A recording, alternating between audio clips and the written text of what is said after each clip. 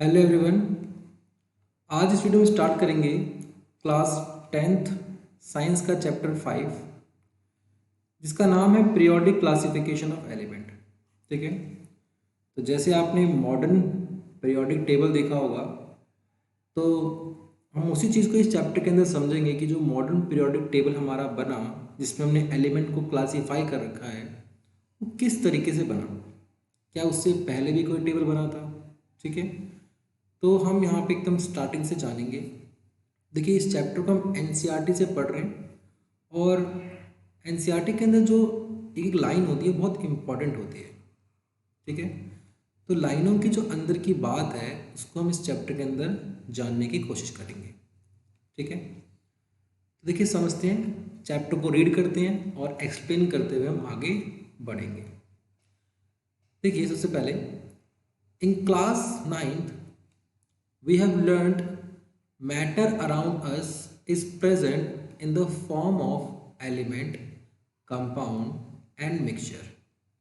ठीक है, class 9th में हमने पढ़ा कि हमारे आसपास जो भी मैटर होते हैं वो हमें तीन फॉर्म में मिलते हैं। पहला फॉर्म एलिमेंट्स, दूसरा कंपाउंड और तीसरा मिक्सचर। ठीक है, और फिर हमने ये भी पढ़ा था कि जो एलिमेंट होता है, element contains atoms of only one type. मतलब जो हमारा एलिमेंट होगा, ठीक है, जो हमारा एलिमेंट होगा उसमें एक ही तरह के एटम्स होते हैं। ठीक है, मतलब सिंगल टाइप के एटम से मिलके क्या बनता है, हमारा एलिमेंट बनता है। ठीक है, आगे देखिए, do you know how many element are known till date.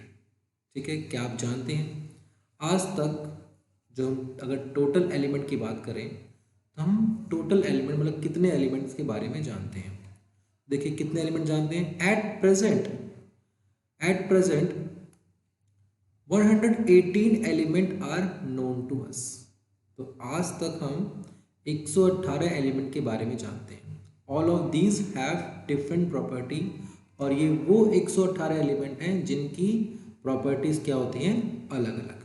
ठीक है, out of these 118 only 98 are naturally occurring। ठीक है, जो 118 एलिमेंट जिनकी प्रॉपर्टी डिफरेंट है उन 118 में से 98 एलिमेंट ऐसे हैं जो हमें नेचुरली मतलब नेचर से प्राप्त हुए। ठीक है, बाय नेचर हमने प्राप्त किया उनको। आगे समझिए, as different elements were being discovered, scientists gathered more and more information about the property of these elements। तो जैसे जैसे नए नए एलिमेंट की खोज होती रहती है, साइंटिस्ट उन एलिमेंट्स की नई नई प्रॉपर्टी के बारे में और इंफॉर्मेशन कलेक्ट करते रहते हैं। They found it difficult to organise all that was known about the element. तो हुआ क्या, जब वो नई नई इंफॉर्मेशन की कलेक्ट कर रहे थे तो उनको एलिमेंट्स को ऑर्गेनाइज करने में मतलब उनको क्लासिफाई करने में कुछ डिफिकल्टी आने लगी। So they started looking some pattern in their property.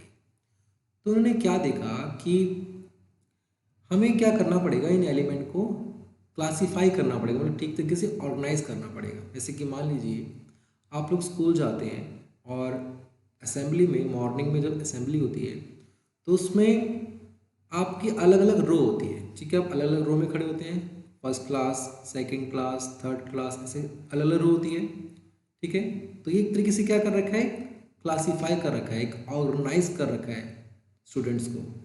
ठीक है, तो किस बेसिस पे ऑर्गेनाइज किया है, यहाँ पे क्लास के बेसिस पे ऑर्गेनाइज किया। जैसे मान लीजिए फर्स्ट के बच्चे एक रो में खड़े होंगे, सेकंड के बच्चे एक रो में, थर्ड के बच्चे एक रो में, ऐसे फोर्थ, फिफ्थ, सिक्स्थ, सेवन्थ। तो यहाँ पे क्या किया है, क्लासेस के बेसिस पे स्टूडेंट्स को ऑर्गेनाइज कर दिया है।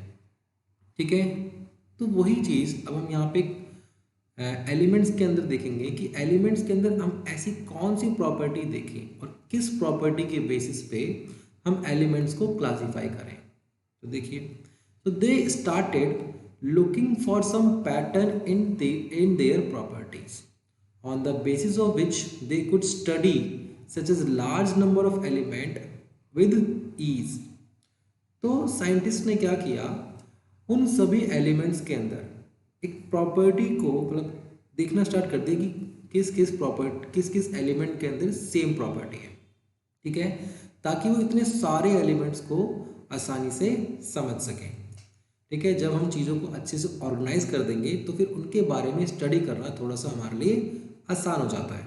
ठीक है, आगे देखिए 5.1 making order out of chaos early attempt at the classification of element. तो देखिए हम समझेंगे कि कैसे स्टार्टिंग में हमने हमारे पास जो क्योस, ठीक है, जो क्योस पैदा हो गया था, ठीक है, जो भी दिक्कत थी उसको हमने कैसे क्लासिफाई किया, मतलब क्लासिफिकेशन ऑफ एलिमेंट हमने कैसे किया।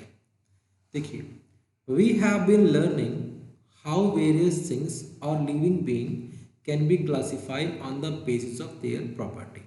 ठीक है, तो बहुत सी चीज़ें होती हैं, लिविंग बींग्स होते हैं, हम क्या करते हैं उनको उनकी प्रॉपर्टी के बेसिस पे क्लासिफाई कर देते हैं। तो even in the other situation we come across instance of organization based on some property. For example, in a shop, soaps are kept together at one place while biscuits are kept together at elsewhere. ठीक है, जैसे मान लीजिए हम किसी shop पे जाते हैं, हम शॉप पे देखते हैं कि जो हमारे सोप होते हैं मतलब जो साबुन होगा उसको एक अलग जगह पे रखा जाएगा और जो सारे बिस्किट्स होंगे उनको अलग जगह पे रखा जाएगा। ठीक है, और फिर जो हमने साबुन रखे हैं उसमें भी कैटेगरी होगी, मतलब नहाने वाले साबुन अलग रखे जाएंगे और धोने वाले साबुन अलग रखे जाएंगे। ठीक है, तो इस तरीके से हम क्या कर रहे हैं उनको एक प्रॉपर्टी के बेसिस पे क्लासिफाई कर रहे हैं। ठीक है, तो देखिए आगे, so even among soaps bathing soaps are stacked separately from washing soap, मतलब जो बाथिंग सोप है उनको अलग रखा जाएगा और जो वॉशिंग सोप है उनको अलग रखा जाएगा। ठीक है, similarly scientist made several attempt to classify element according to their property and obtain an orderly arrangement out of chaos. इसी तरीके से साइंटिस्ट ने भी क्या किया, अकॉर्डिंग टू देयर प्रॉपर्टी, मतलब एलिमेंट्स की प्रॉपर्टी के बेसिस पे, ठीक है, उन्होंने क्या कर दिया, एलिमेंट्स को एक ऑर्डर में अरेंज कर दिया। ठीक है, जो भी उनका एक क्योस बना हुआ था, मतलब जो एक में दिक्कत थी, ठीक है, जो सारे एलिमेंट्स थे हमारे पास उनके क्योस, उनका एक ऑर्डर में हमने क्या कर दिया, साइंटिस्टों ने उसको अरेंज कर दिया। तो देखिए किस किस तरीके से अरेंजमेंट हुआ और कैसे हुआ। देखिए the earliest attempt to classify element result in grouping the they known element as metal and non-metal. Later further classification are tried out as our knowledge of element and their property increased. तो सबसे पहले जो element का classification हुआ वो किस basis पे हुआ, मेटल और नॉन मेटल के बेसिस पे।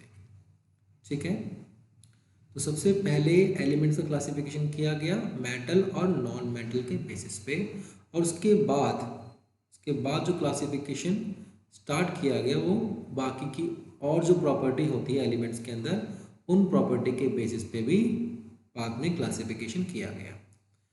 तो अब देखिए सबसे पहले हम क्या देख रहे हैं, डॉर्बिनियर ट्राइड्स। देखिए डॉर्बिनियर्स triads in the year 1817 John Wolfgang Dornier, a German chemist, tried to arrange the element with the similar properties into groups. He identified some groups having 3 elements each, so he called these groups triads. ठीक है, तो जो डॉर्बिनियर थे एक German chemist थे जिन्होंने सबसे पहले एलिमेंट्स का अरेंज करना स्टार्ट किया।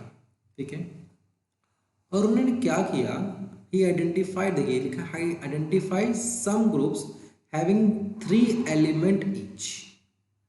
डॉर्बिनियर ने क्या किया, तीन तीन एलिमेंट्स के ग्रुप बनाए, तीन तीन एलिमेंट्स के।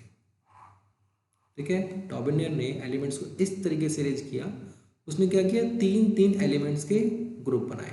ठीक है, उन तीन एलिमेंट्स के ग्रुप को क्या बोलते हैं, triads.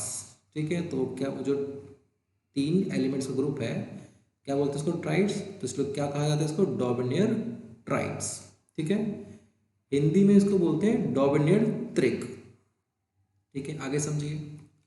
डॉबिनियर showed that when three element in a triads were written in order to increasing atomic mass। देखिए ध्यान से, डॉबिनियर triad were written in order of increasing atomic mass। The atomic mass of the middle element was roughly average of the atomic mass of other two element। ठीक है, ये जो बात मैंने भी रीड करी है, ये चीज़ बहुत ही ज़्यादा काम की है। देखिए डॉबिनियर ने क्या कहा, आप इसको अंडरलाइन कर लेंगे यहाँ से लेकर। Dobereiner showed that when three element in a triad written in order of increasing atomic mass, the atomic mass of the middle element was roughly average of atomic mass of the other two element। देखिए मतलब क्या है इसका, इसका मतलब ये कि अगर हमारे पास जो डोमिनेट ट्राइड है, ठीक है, मान लीजिए इसके अंदर तीन एलिमेंट है हमारे पास, और जो तीन एलिमेंट हैं उनका कुछ मास होगा, तीनों का ही कुछ मास होगा।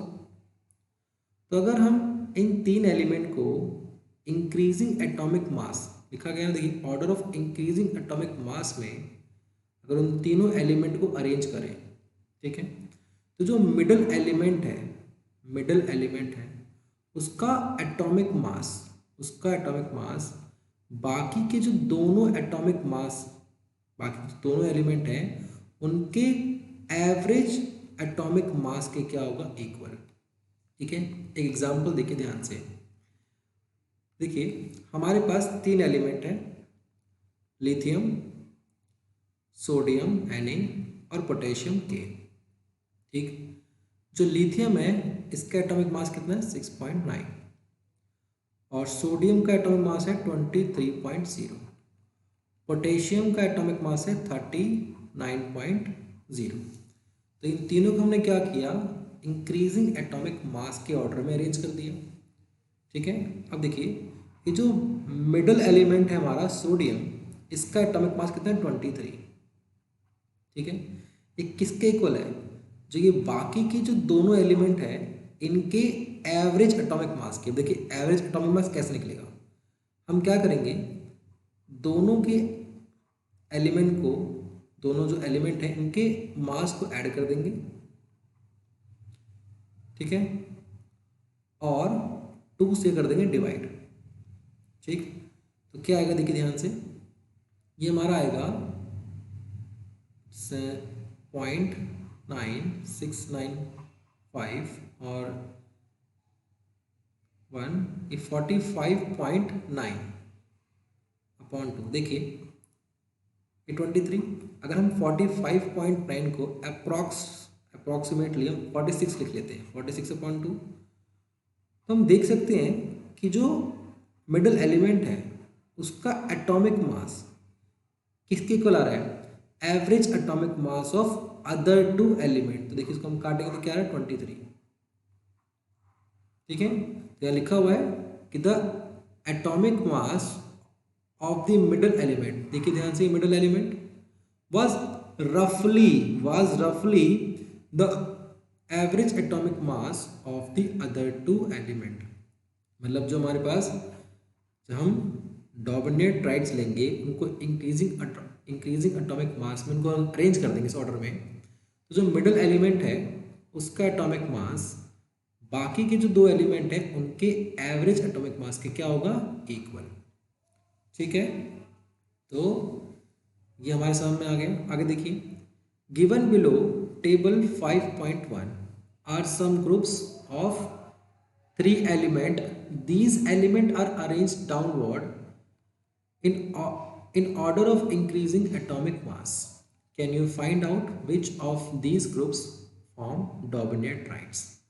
अब देखिए यहाँ पे हमें तीन ग्रुप दे रखे हैं, एक एक ग्रुप ए के एलिमेंट, फिर ग्रुप बी के एलिमेंट और ग्रुप सी के एलिमेंट।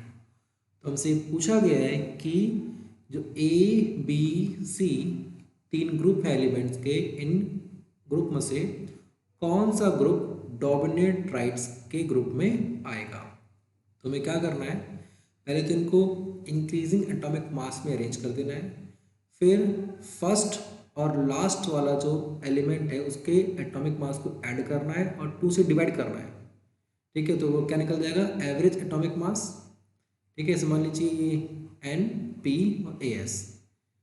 ठीक है, अगर हम 14 और 74 को ऐड करें तो ये आएगा हमारा 88.9। ठीक है, और जब हम इसको डिवाइड करेंगे 2 से तो ये लगभग आएगा 44.45। ठीक है, तो 44.5 आ रहा है। तो देखिए जो बीच वाला एलिमेंट है इसका एटॉमिक मास कितना है 31, तो इसके ही बहुत ही ज़्यादा गैप है 44.45 और 31। तो ये जो हमारा ग्रुप ए जो बना रखा है एलिमेंट्स का, ये हमारा डोमिनेट राइट्स नहीं होगा। ठीक है, ऐसे ही हम बाकी ग्रुप बी और ग्रुप सी भी चेक कर सकते हैं। ठीक है, आगे समझिए ध्यान से। You will find that group B and C form डोमिनेट राइट। देखिए ग्रुप ए हमारा डोमिनेट राइट नहीं है इसके अंदर, मगर ग्रुप बी और ग्रुप सी हमारा डोमिनेट राइट बनेगा। आगे समझिए। डोमिनेट राइट could identify only 3 triads from the elements known at that time, as this system of classification into triad was not found to be useful। अब देखिए ये जो लाइन है ये बहुत ही इंपॉर्टेंट है। अगर पूछा जाए आपसे कि आपको डोमिनेट का ड्रॉबैक लिखना है तो ड्रॉबैक में क्या लिखेंगे आप, डोमिनेट could identify only 3 triads from the element known at that time, figure 5.2। Hence this system of classification triad was not found to be useful। ठीक है, तो देखिए डोमिनेट ने जो क्लासिफिकेशन किया हम उसको आज यूज़ क्यों नहीं करते, यही उसका ड्रॉबैक लिखा है यहाँ पे। इसमें कहा गया है कि जब डोमिनेट ने क्लासिफिकेशन किया तो वो सिर्फ एलिमेंट्स के 3 ग्रुप ही बना पाया। ठीक है, और बाकी के जो एलिमेंट्स थे वो डोमिनेट ट्राइड्स जिसने ग्रुप बनाए थे 3-3 के, और जो उसमें उसने बात कही थी कि जो बीच वाला एलिमेंट होगा उसका एटॉमिक मास बाकी के दोनों एलिमेंट्स के एवरेज एटॉमिक मास के इक्वल होंगे, तो ऐसे वो 3 ही ग्रुप बना पाया।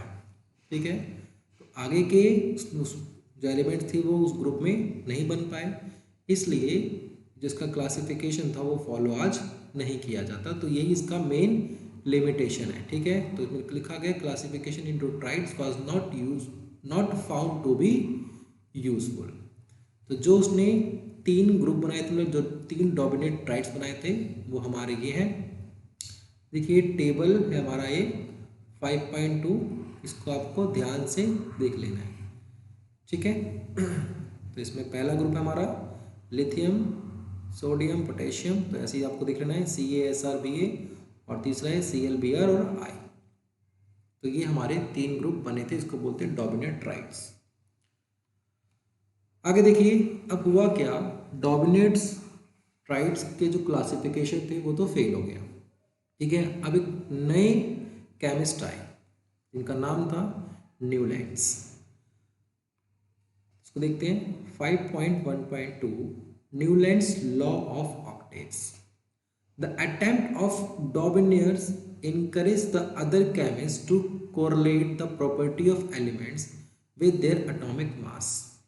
In 1866, John Newlands, of English chemist, arranged then the known element in order to increasing atomic mass. He started with the element having lowest atomic mass, hydrogen, and ended at the thorium, which was the 56th element. He found that every 8th element had property similar to that of the first। ठीक है, तो अब इस बात को आप underline कर लीजिएगा, हाईलाइट कर लीजिएगा कि न्यूलैंड ने क्या किया। देखिए इतना आप हाईलाइट कर लेंगे, जितना मैंने यहाँ पे मार्क किया है। उसने क्या किया न्यूलैंड ने, उसने 1866 में क्लासिफिकेशन अपना स्टार्ट किया, एलिमेंट को क्लासीफाई करना। तो उसने क्या किया, जो भी एलिमेंट्स उस टाइम तक पता थे हमें, उन सभी एलिमेंट्स को इंक्रीजिंग एटॉमिक मास के ऑर्डर में क्या कर लिया, अरेंज कर लिया। ठीक है, और जब उसने इंक्रीजिंग एटॉमिक मास के ऑर्डर में अरेंज किया तो उसने ये देखा कि हर 8वें एलिमेंट्स की जो प्रॉपर्टी है, हर 8वें एलिमेंट की जो प्रॉपर्टी है वो फर्स्ट एलिमेंट के प्रॉपर्टी से क्या कर रही है, मैच कर रही है। ठीक है, सो उसने वो जो 8, उसने कहा, जो उसने ये बात कही कि जो 8वां एलिमेंट है उसकी प्रॉपर्टी फर्स्ट एलिमेंट के प्रॉपर्टी से मैच कर रही है। तो उसने उसको कंपेयर किया किससे, ऑक्टेव्स। ऑक्टेव्स, ये ऑक्टेव्स क्या होते हैं, देखिए, he compare this to the octaves found in a music. तो जो म्यूजिक में हम देखते हैं सारे गामा पा, देखिए ध्यान से, पहले होते सा, फिर रे, गा, मा, पा, धा, नी, फिर क्या आता है, सा।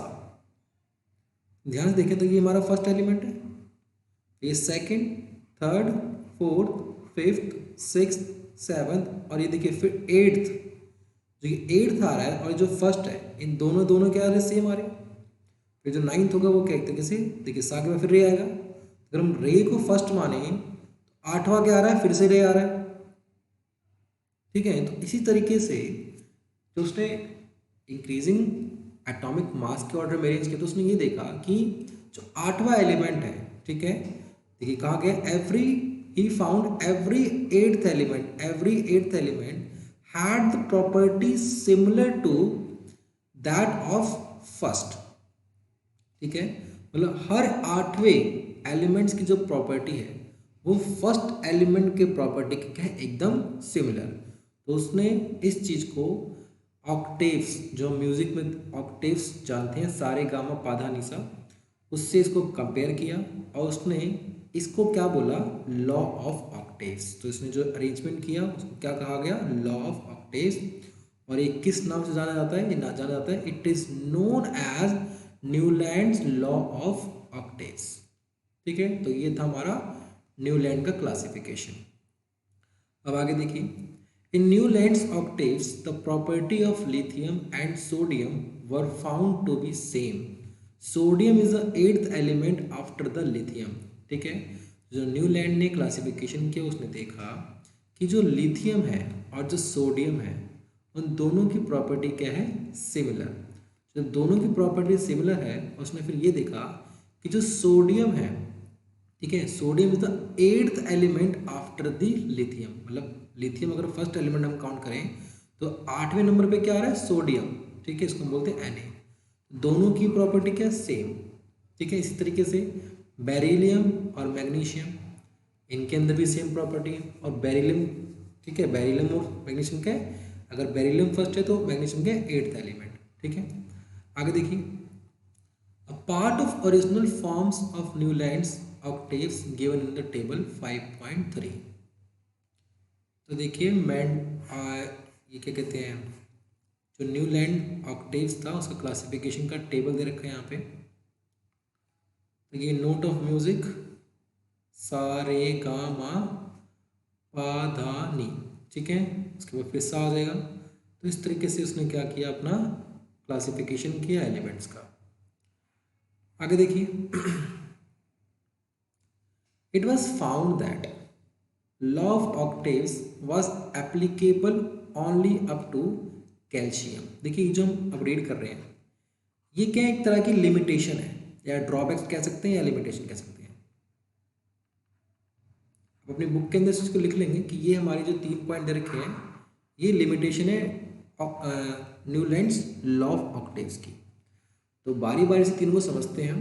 देखिए, सबसे पहली लिमिटेशन क्या है, सबसे पहली लिमिटेशन लॉ ऑफ ऑक्टेव्स की ये है कि जब 1866 में न्यूलैंड ने क्लासिफिकेशन किया तो उस टाइम तक जो एलिमेंट पता थे, ठीक है, और जब उसने क्लासिफिकेशन स्टार्ट किया तो वो जो कैल्शियम तक, ठीक है, कैल्शियम तक उसने ये देखा कि हर 8वें एलिमेंट की प्रॉपर्टी फर्स्ट एलिमेंट से मिल रही है। बट कैल्शियम के बाद तो उसने एलिमेंट्स को अरेंज किया इंक्रीजिंग एटॉमिक मास में, तो जो 8वां एलिमेंट था उसकी प्रॉपर्टी फर्स्ट एलिमेंट से मैच नहीं कर रही थी, ठीक है। तो कैल्शियम तक तो उसका जो मेथड था वो एप्लीकेबल रहा, मगर आगे वो फॉलो ही नहीं हुआ, ठीक है। एक तो ये कमी थी इसके अंदर कि आगे के एलिमेंट में ये जो उसने बात बताई थी कि हर 8वें एलिमेंट की प्रॉपर्टी फर्स्ट एलिमेंट के प्रॉपर्टी मैच करेगी, तो वो नहीं कर रही थी। ये पहली कमी होगी इसके अंदर। अगला देखो, it was assumed by Newlands that only 56 element exist in nature and no more element could be discovered in the future, ठीक है।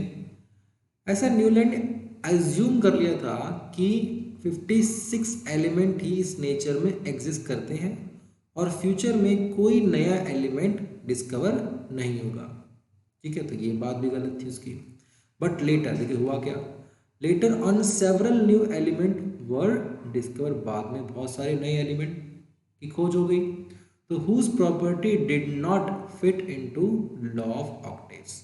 तो और जो बाद में नए एलिमेंट्स डिस्कवर हुए उनकी प्रॉपर्टी जो न्यूलैंड लॉ ऑफ ऑक्टेव्स के अंदर जो एलिमेंट्स थे उनकी प्रॉपर्टी से क्या थी, एकदम डिफरेंट थी।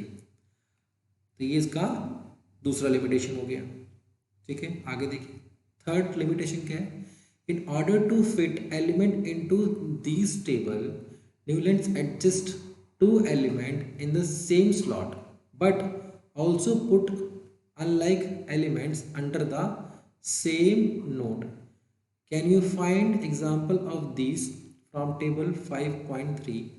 Note that cobalt and nickel are in the same slot and they are placed in the same column as a fluorine, chlorine, bromine, which have a very different property. Then these element iron, which resemble the cobalt nickel in the property, has been placed far away for these element. अब देखिए क्या कहा गया इसके अंदर, अगर हम ध्यान से इस टेबल को देखें तो इस टेबल के अंदर 2 एलिमेंट्स कोबाल्ट और निकल ये दोनों रखे गए हैं किसके साथ, हाइड्रोजन, फ्लोरीन, क्लोरीन और ब्रोमीन के साथ। बट कोबाल्ट और निकल की जो प्रॉपर्टी है वो तो आयरन से मिलती है, एफ ही हमारा आयरन, और इसको साथ में नहीं रखा गया, ठीक है। तो ये कुछ बातें थी इसकी वजह से जो न्यूलैंड्स लॉ ऑफ ऑक्टेव्स था वो फेल हो गया, ठीक है। देखिए एक बार दोबारा रिपीट कर रहे हैं हम। फर्स्ट पॉइंट में क्या है इसके, इसमें कहा गया है कि कैल्शियम के आगे जो न्यूलैंड्स ने अरेंजमेंट किया उसमें हर 8वें एलिमेंट की प्रॉपर्टी फर्स्ट एलिमेंट से मैच नहीं कर रही थी। दूसरी बात ये कही गई कि न्यूलैंड्स ने ये अज्यूम कर लिया था कि 56 एलिमेंट इस नेचर के अंदर हैं, आगे एलिमेंट्स की खोज, आगे एलिमेंट्स एग्जिस्ट नहीं करते और कोई एलिमेंट की खोज नहीं होगी। बट उसकी ये बात गलत साबित हुई क्योंकि आगे बहुत से नए एलिमेंट की खोज की गई जिनकी प्रॉपर्टी पहले वाले एलिमेंट्स की प्रॉपर्टी से एकदम अलग थी। तीसरी बात यह है इसके अंदर, देखिए थर्ड पॉइंट में क्या है हमारे पास, थर्ड पॉइंट में है कि in order to fit into the table, तो न्यूलैंड ने एलिमेंट्स को टेबल में फिट करने के लिए कुछ 2 एलिमेंट्स को एक ही सेम स्लॉट में रख दिया। जैसे मान लो हमने देखा यहाँ पे कि कोबाल्ट और निकल को सेम स्लॉट में रख दिया इनको एडजस्ट करने के लिए, ठीक है। और इनको एक अनलाइक एलिमेंट्स के साथ भी रखा गया क्योंकि हाइड्रोजन, फ्लोरीन और क्लोरीन को देखें तो इनकी प्रॉपर्टी कोबाल्ट और निकल से नहीं मिलती, ठीक है, मगर फिर भी इसने रख दिया। तो ये कुछ कमियां थी जो हमने देखी। तो देखिए हमने 2 केमिस्ट का क्लासिफिकेशन पढ़ा। पहला हमने देखा डॉमिनेट्राइट्स जिसने 3 के ग्रुप बनाए थे, और फिर हमने देखा न्यूलैंड्स लॉ ऑफ ऑक्टेव्स। तो दोनों ने ही क्या किया, क्लासिफिकेशन किया एलिमेंट्स का, जिनमें कुछ कमियां थी, ठीक है, जिससे फिर नए नए केमिस्ट आए और उन्हें आगे फर्दर उनको क्लासीफाई किया, मतलब उनको ठीक करने की कोशिश करी जो भी उनमें कमियां थी। अब देखिए अगला, Mendeleev's periodic table. Mendeleev's periodic table, making order out of chaos, Mendeleev's periodic table. Even after the rejection of Newland's law of octaves, many scientists continue to search for a pattern that correlate property of element with their atomic mass. ठीक है, तो देखिए डॉबलेट जो classification किया वो reject हो गया, फिर न्यूलैंड्स का लॉ ऑफ ऑक्टेव का क्लासिफिकेशन रिजेक्ट हो गया। उसके बावजूद काफ़ी नए साइंटिस्ट आए जिन्होंने उन चीज़ों को और ठीक करने की कोशिश करी, ठीक है, जो कमियां थी न्यूलैंड्स के टेबल के अंदर उनको ठीक करने की कोशिश करी। तो ऐसे ही एक केमिस्ट थे मेंडलीव, ठीक है, इनका नाम है डिमिट्री इवानोविच मेंडलीव, ठीक है, इनके बारे में आप यहाँ टेबल में पढ़ सकते हैं, ठीक है। आगे देखिए, the main credit of classification elements goes to Dmitri Ivanovich Mendeleev, a Russian chemist. He was the most important contributor in early development of the periodic table of element, where the elements were arranged on the basis of their fundamental property, the atomic mass, and also on the similarity of chemical property. अब देखिए, जो आज हम modern periodic table पढ़ते हैं उनमें Mendeleev का बहुत ही बड़ा योगदान रहा है, ठीक है। जब मेंडलीव ने क्लासीफाई किया तो उसने कुछ फंडामेंटल प्रॉपर्टीज़ को देखा। उसने फंडामेंटल प्रॉपर्टीज़ में सिर्फ एटॉमिक मास को ही नहीं देखा, उन्होंने उनकी केमिकल प्रॉपर्टी के बारे में भी जाना। तो देखिए आगे, when Mendeleev started his work 63 element were know. तो जब मेंडलीव ने अपना काम क्लासिफिकेशन का स्टार्ट किया तब तक सिर्फ 63 एलिमेंट हमें पता थे, ठीक है। He examined the relationship between the atomic mass and elements of the element and their physical and chemical property. तो उसने क्या किया, एक रिलेशन जानने की कोशिश करी एटॉमिक मास और किसी भी एलिमेंट्स के एटॉमिक मास, उसकी फिजिकल प्रॉपर्टी, उसके केमिकल प्रॉपर्टी के बारे में। Among chemical property Mendeleev concentrated on the compound form by the element which oxygen and hydrogen, ठीक है। और उसने क्या किया, उन एलिमेंट्स का कंपाउंड बनाया ऑक्सीजन और हाइड्रोजन के साथ, ठीक है, उसके ऊपर भी थोड़ा सा स्टडी करी। He selected hydrogen and oxygen as they are very reactive, ठीक है। तो उसने हाइड्रोजन और ऑक्सीजन को क्यों चुना, क्योंकि हाइड्रोजन और ऑक्सीजन क्या होते हैं, काफ़ी रिएक्टिव होते हैं। उसने उनके कंपाउंड बनाए with the most element, the formula of hydrides and oxides formed by an element were treated as one of the basic property। तो जब उसने कंपाउंड बनाए हाइड्रोजन और ऑक्सीजन के साथ, मतलब हाइड्राइड्स और ऑक्साइड बनाए, तो उसने उस चीज़ को भी क्या एक बेसिक प्रॉपर्टी के रूप में लिया और फिर उसने एलिमेंट्स का क्या किया, उसी के बेसिस पे क्लासिफिकेशन किया। ही देन टुक 63 कार्ड्स, ठीक है। जब मेंडलीव ने क्लासिफिकेशन स्टार्ट किया तब तक हमें सिर्फ 63 एलिमेंट्स के बारे में पता था। तो उसने क्या किया, 63 एलिमेंट्स के लिए उसने 63 कार्ड्स लिए, ठीक है। And on each cards he wrote down the property of one element. He sorted out the elements with similar property and pinned the card together on the wall। अब देखिए, उसने 63 एलिमेंट थे, उसने 63 कार्ड लिए और हर एक कार्ड पे क्या किया, हर एक अलग एलिमेंट्स की प्रॉपर्टी लिख दी, ठीक है। और जो सेम एलिमेंट थे, ठीक है, तो उनके जो कार्ड्स थे तो उनकी प्रॉपर्टी भी सेम थी, जिनकी प्रॉपर्टी सेम थी उनको इकट्ठा करके पिन कर दिया, ठीक है। तो जो जो एलिमेंट सेम थे वो अलग अलग, ठीक है, अलग अलग उसने कर दिए कार्ड्स का यूज करके। आगे देखिए, he observe that most of the element got a place in periodic table and were arranged in order to their increasing atomic mass. और फिर जब उसने पीरियोडिक टेबल में उनको अरेंज किया तो सभी के सभी एलिमेंट्स को उसने क्या किया, इंक्रीजिंग एटॉमिक मास के बेसिस पे अरेंज किया। और उसने पीरियोडिक रिकरेंस देखा, देखिए ध्यान से, it was also observe that there occur a periodic recurrence of element with similar physical and chemical property. ठीक है, तो उसने एक रिकरेंस देखा, देखिए किसके किस बेसिस पे, उनकी फिजिकल और केमिकल प्रॉपर्टी के बेसिस पे। On this basis Mendeleev formulate a periodic law which state that property of element are the periodic function of their atomic mass।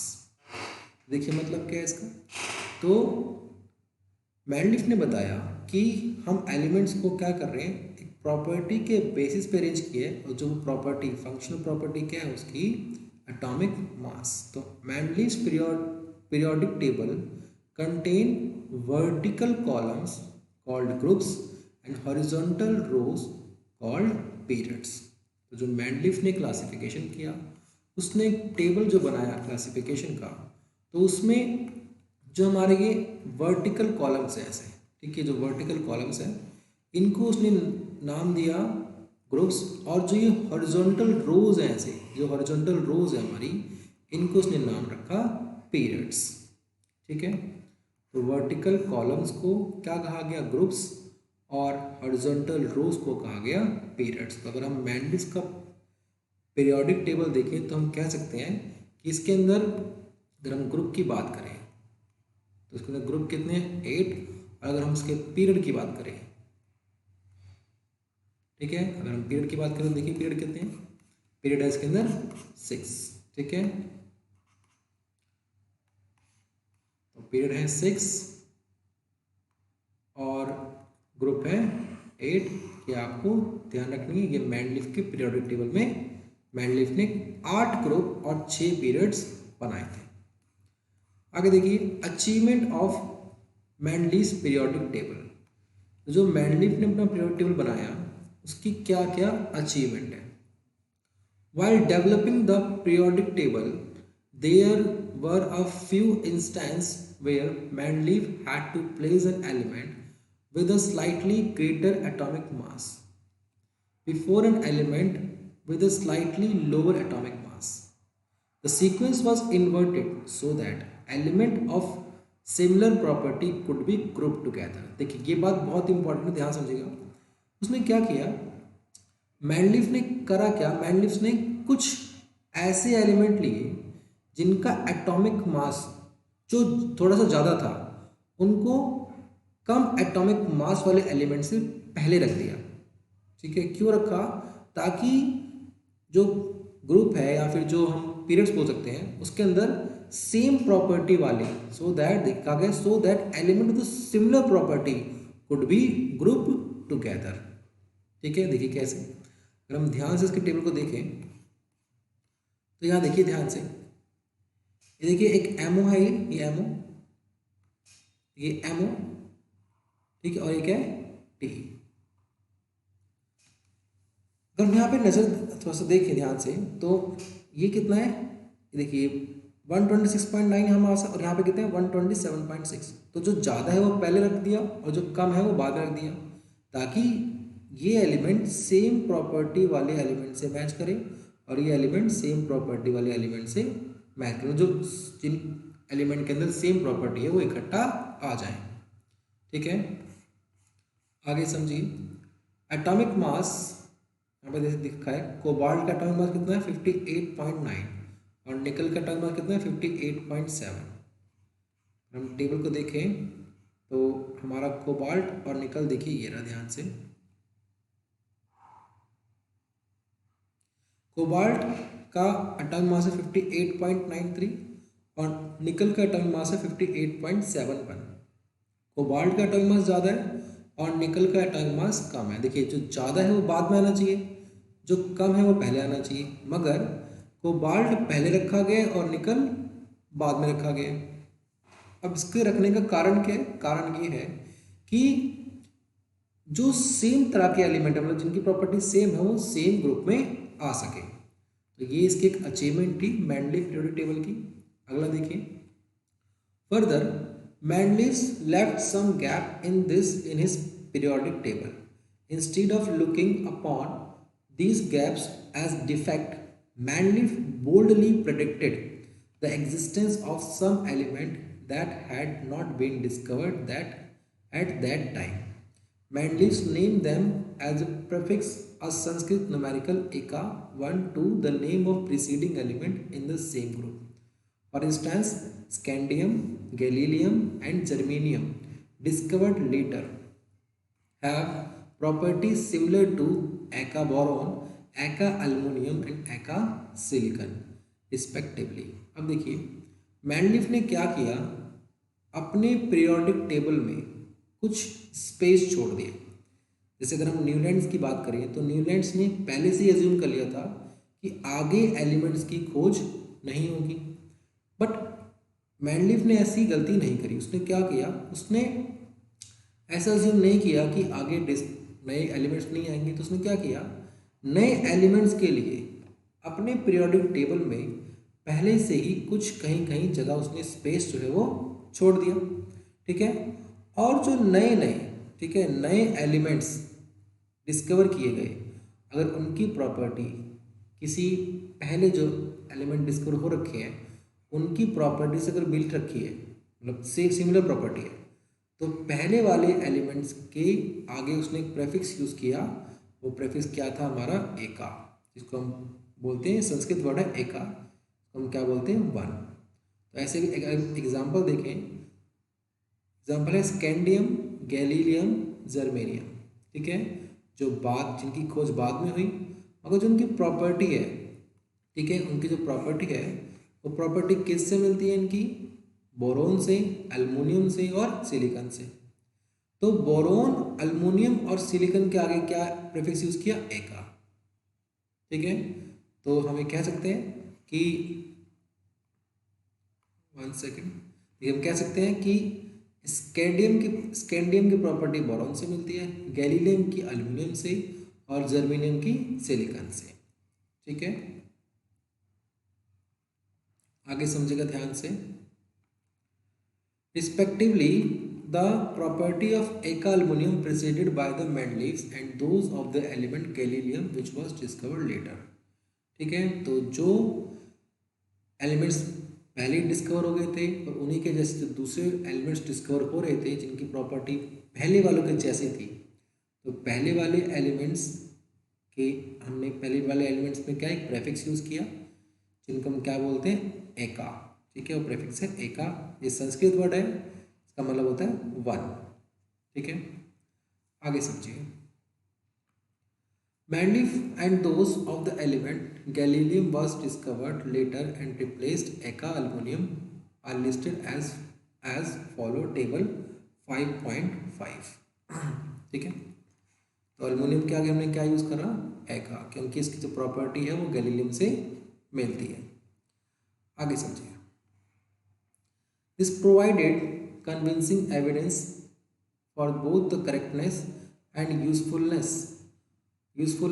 of Mendeleev periodic table.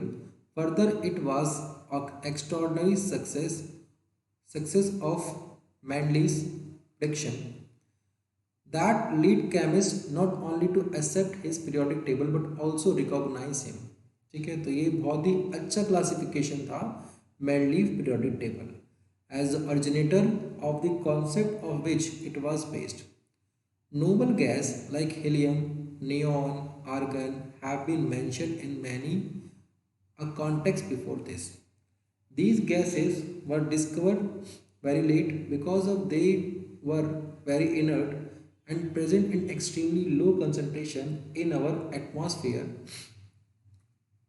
One of the strengths of Mendeleev periodic table was that when these gases were discovered, they could be placed in a new groups without disturbing the existing order। ठीक है, देखिए ये सबसे बड़ी strength है Mendeleev के periodic table की। क्या कहा गया इसमें, इसमें कहा गया कि जो हमारी इनर्ट गैस होती हैं, इसको हम नोबल गैस बोलते हैं, जैसे हीलियम, नियॉन, आर्गन, जेनॉन। ठीक है, तो ये जो गैसें होती हैं इनकी खोज काफ़ी बाद में की गई। तो जब इनकी खोज बाद में की गई तो इनको मैनलीफ पीरियोडिक टेबल में अरेंज कर लिया गया बहुत ही आसानी से, बिना उस टेबल में छेड़छाड़ किए हुए। ठीक है, जो उसका एग्जिस्टिंग ऑर्डर था टेबल का वो वैसे के वैसे रहने दिया। ठीक है, जो जो भी टेबल था उसका एग्जिस्टिंग ऑर्डर जो भी था वो वैसे की वैसे रहा, और एक नया ग्रुप बना के उसने इन नोबल गैस जो नई डिस्कवरी हुई नई जो डिस्कवरी हुई थी नोबल गैस की, उनको अरेंज कर दिया एक नया ग्रुप बना के, बिना पहले वाले एग्जिस्टिंग टेबल को छेड़े। ठीक है, उसको बिना डिस्टर्ब किए उसने नए एलिमेंट्स को बहुत आसानी से अपने टेबल में अरेंज कर लिया। तो एक बहुत बड़ी स्ट्रेंथ थी मैंडलीफ पीरियोडिक टेबल की। ठीक है, आगे समझिए मैंडलीफ क्लासिफिकेशन। जो मैंडलीफ ने क्लासिफिकेशन किया उसकी लिमिटेशन क्या है। ठीक है, तो मैंडलीफ के टेबल में भी कुछ कमियां थी। ठीक है, तो अब हम उस लिमिटेशन को देखते हैं। कहा गया electronic configuration of the hydrogen resemble that alkali metals. So जो इलेक्ट्रॉनिक कन्फिग्रेशन है हाइड्रोजन का वो किससे मिलता जुलता है, एल्कली मेटल से मिलता है। Like alkali metals hydrogen combine with the hydrogens oxygens and sulphur to form the compound have a similar formula as shown in the example here। ठीक है, तो यहाँ पे कुछ कंपाउंड बना रखे हैं HCl, H2O, H2S। ठीक है, वैसे यहाँ पे सोडियम भी कुछ कंपाउंड है। ठीक है, आगे देखिए on the other hand just like halogen hydrogen also exist as a diatomic elements. तो जैसे हैलोजन डायटोमिक एलिमेंट में एग्जिस्ट करती है उसी तरीके से हाइड्रोजन भी डायटोमिक एलिमेंट में एग्जिस्ट करती है, और it combined with metal and non metal to form the covalent bond. ठीक है, और जो हाइड्रोजन है वो कोवेलेंट बॉन्ड बनाती है और मेटल और नॉन मेटल के साथ कंबाइन हो सकती है और एक नया कंपाउंड फॉर्म कर सकती है। आगे देखिए certainly no fix position was given to the hydrogen. तो ये एक लिमिटेशन है मैंडलीफ पीरियोडिक टेबल की कि मैंडलीफ पीरियोडिक टेबल में जो हमारा हाइड्रोजन है इसकी पोजीशन फिक्स नहीं की गई। ठीक है, तो this was the first limitation of Mendeleev periodic table. So he could not assign correct position of the hydrogen in his table। तो ये एक लिमिटेशन है मैंडलीफ पीरियोडिक टेबल की। कहा गया है कि जो हाइड्रोजन है उसकी पोजीशन मैंडलीफ पीरियोडिक टेबल में फिक्स नहीं थी। उसने हाइड्रोजन के लिए कोई भी करेक्ट पोजीशन असाइन नहीं करी। आगे देखिए isotopes were discovered long after the Mendeleev periodic table. जो आइसोटोप्स होते हैं, आइसोटोप्स क्या होते हैं, जिनका एटॉमिक, देखिए इसमें कहा गया कि isotopes of the element have similar chemical property but different atomic mass. मतलब उनका एटॉमिक नंबर तो सेम होगा, उनका एटॉमिक मास क्या होता है, डिफरेंट होता है। उनको हम क्या बोलते हैं, आइसोटोप्स। तो अगर उनका एटॉमिक नंबर सेम है, ठीक है, अगर दो एलिमेंट है उनका एटॉमिक नंबर अगर सेम है तो उनकी जो केमिकल प्रॉपर्टी होगी वो क्या होगी, सेम। ठीक है, तो जो आइसोटोप्स थे उनके बारे में मैंडलीफ पीरियोडिक टेबल एकदम साइलेंट था, उसने उसके बारे में कुछ जानकारी हमें नहीं दी। देखिए this isotopes of all element pose the challenge to Mandeley periodic table. Another problem was that atomic mass do not increase in a regular manner in going from one element to next. So it was not possible to predict how many elements could be discovered between the two elements, especially even we consider the heavier element। अब देख क्या मतलब है इसका। कहा गया कि जो मैंडलीफ ने अपना पीरियोडिक टेबल बनाया तो उसने इंक्रीजिंग एटॉमिक मास में अरेंज किया। तो मान लीजिए एक एलिमेंट है जिसका मास है 1, दूसरा इसका मान लीजिए उसका मास है 2.5, तो अलग अलग क्या है, मान लीजिए तीसरा है उसका मास है 5। तो ऐसे जो इनका जो बीच का जो गैप है वो इक्वल नहीं है। तो जब गैप इक्वल नहीं है तो इनके बीच में कितने एलिमेंट आ सकते हैं ये प्रेडिक्ट करना क्या है, थोड़ा मुश्किल। ठीक है, तो अगर हम ऐसे बनाते जाएंगे, मान लीजिए अगला हमारे पास है 7, तो इनके बीच का गैप इक्वल नहीं है, ठीक। तो इनके बीच में कितने एलिमेंट्स की खोज हो सकती है, इनको समझना थोड़ा सा मुश्किल है। तो ये भी एक कमी थी मैंडलिक पीरियोडिक टेबल की, कि जो उसने इंक्रीजिंग एटॉमिक मास के ऑर्डर में एलिमेंट्स को अरेंज किया था, उसमें जो एटॉमिक मास का जो पैटर्न था वो सेम नहीं था, कहीं पे भी सेम पैटर्न नहीं चल रहा था, जिससे हमें प्रिडिक्ट करना हमारे लिए थोड़ा मुश्किल था कि उनके बीच में कितने एलिमेंट्स और आ सकते हैं, ठीक है। आगे देखिए, making order out of chaos the modern periodic table. अब देखिए, हमने डोमिनेट राइट्स पढ़ा, उसमें कुछ कमियां थी, फिर न्यूलैंड्स आए, उनमें कुछ, उनके टेबल में कुछ कमियां थी, फिर मैंडलिस का पीरियोडिक टेबल आया जो काफ़ी हद तक सही था, मगर उसमें भी कुछ ना कुछ कमियां हमें नजर आई। अब हम देखेंगे मॉडर्न पीरियोडिक टेबल, ठीक है, जो हम आज भी स्टडी करते हैं, इसको हम फॉलो करते हैं आज। So the modern periodic table in 1913, Henry Moseley showed that the atomic number of an element is a more fundamental property than atomic mass as described below. ये बात बहुत इंपॉर्टेंट है, ध्यान रखिएगा। हेनरी मोजले ने 1913 में क्या कहा, the atomic number of an element is more fundamental than its atomic mass.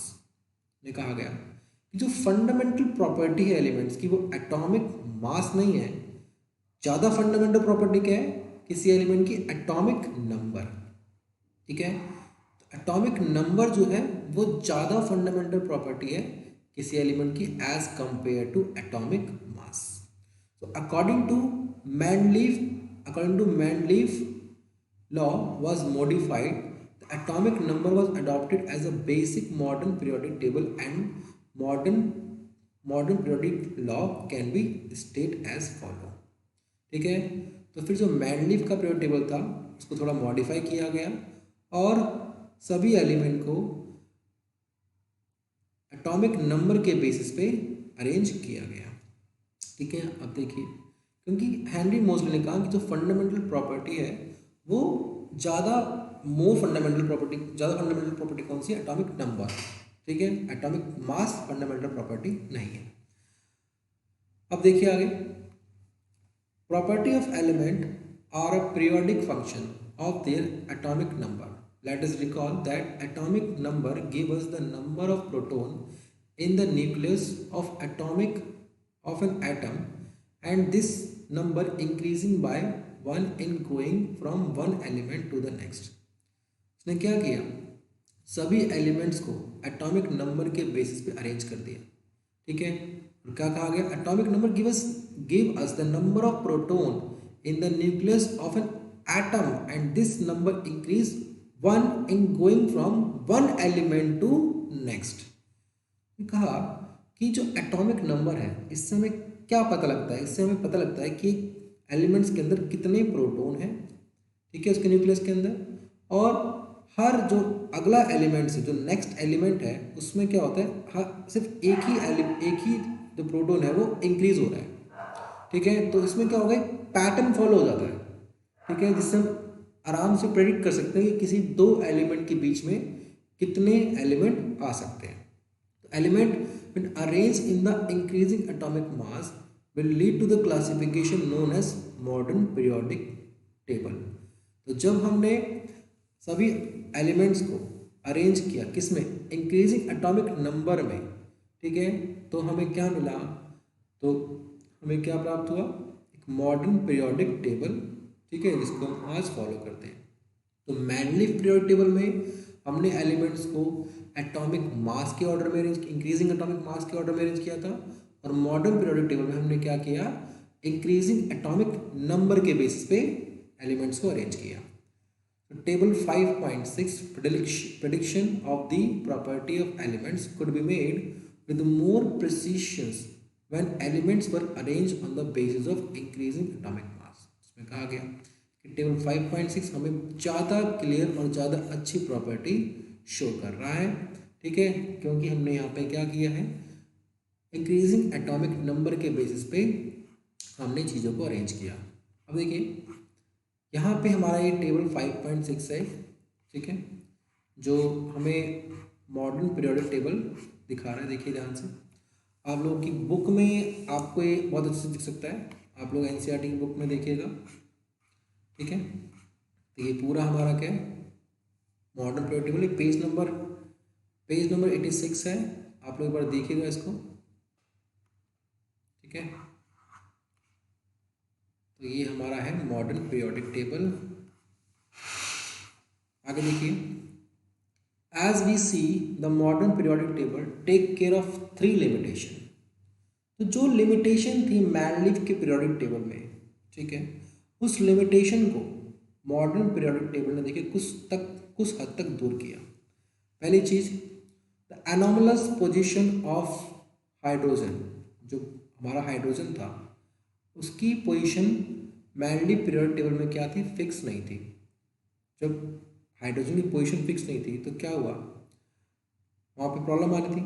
तो इस प्रॉब्लम को कहाँ पे सॉल्व किया गया, ये मॉडर्न पीरियोडिक टेबल में जाके इसको सॉल्व किया गया। तो anomalous position of the hydrogen can be discuss after we see what are the base of which the position of the element in the modern periodic table. अब देखिए, पहले हम मॉडर्न पीरियोडिक टेबल के अंदर जो पोजीशन है element की वो किस बेसिस पर रखी गई है, ठीक है, किस एलिमेंट को क्या पोजीशन दी गई है, पहले उसको समझते हैं। देखिए ध्यान से, the modern periodic table has 18 column, 18 vertical column known age groups. जो मॉडर्न पीरियोडिक टेबल है उसमें 18 तो वर्टिकल कॉलम्स हैं जिनको हम ग्रुप्स बोलते हैं, और 17 हॉरिजॉन्टल रो हैं जिनको हम क्या बोलते हैं, periods. Let us see what decide placing of an element in a certain groups had periods. तो देखते हैं कि एक पीरियड्स के अंदर किस तरह के एलिमेंट्स होते हैं। समझिए ध्यान से, देखिए, look at the group 1 of modern periodic table and name the element present in it. हमें क्या करना है, मॉडर्न पीरियोडिक टेबल का क्या देखना है, ग्रुप 1 देखना है, और उसमें कौन कौन से एलिमेंट हैं उनको देखना है। तो return down the electronic configuration of the first 3 element of group 1। What similarity do you find in their electronic configuration? How many valence electron are present in these 3 element, in these 3 element, ठीक है। देखिए ध्यान समझिएगा, अगर हम modern periodic table को देखें ध्यान से, तो हमारे पास ग्रुप 1 के अंदर ये 3 एलिमेंट है, ठीक है। पहला एलिमेंट है हाइड्रोजन, दूसरा है लिथियम और तीसरा है सोडियम। हाइड्रोजन का एटॉमिक नंबर कितना है, 1, लिथियम का है 3 और सोडियम का 11। इसका हम इलेक्ट्रॉनिक कन्फिगरेशन करेंगे तो कितना, देखिए हमारी फर्स्ट शेल होगी उसके अंदर कितना, 1 इलेक्ट्रॉन हो जाएगा। वैसे ही अगर हम लिथियम के इलेक्ट्रॉन को शेल्स में डिस्ट्रीब्यूट करेंगे तो देखिए फर्स्ट शेल में 2 एलिमेंट तो 2 इलेक्ट्रॉन, और सेकंड शेल में 1 इलेक्ट्रॉन। आगे देखिए, ऐसे सोडियम का हम देखते हैं, तो फर्स्ट शेल में 2 इलेक्ट्रॉन, सेकंड शेल में 8 इलेक्ट्रॉन आएंगे, 3 4 5 6 7 और 1 8।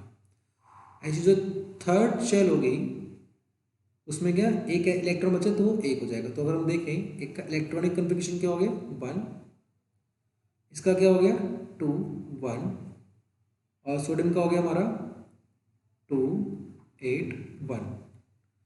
अगर हम तीनों की वैलेंसी देखें तो तीनों की वैलेंसी क्या आएगी, 1।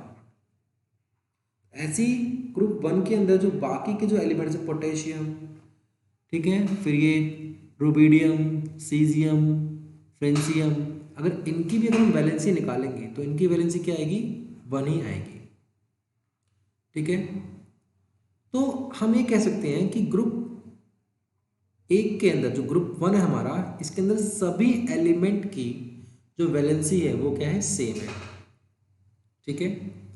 तो जो आगे के इसमें ग्रुप बना रखे हैं, तो हम इसमें कह सकते हैं कि मॉडर्न पीरियोडिक टेबल में जो एलिमेंट एक ही ग्रुप में है उन सभी एलिमेंट की जो वैलेंसी है वो क्या होगी, सेम। ऐसे अगर हम सेकेंड ग्रुप की बात करें, ठीक है, सेकेंड ग्रुप की बात करें, और सेकेंड ग्रुप में जब हम सभी एलिमेंट्स की वैलेंसी निकालेंगे, ठीक है, तो इनकी वैलेंसी क्या आएगी, 2 आएगी, ठीक है।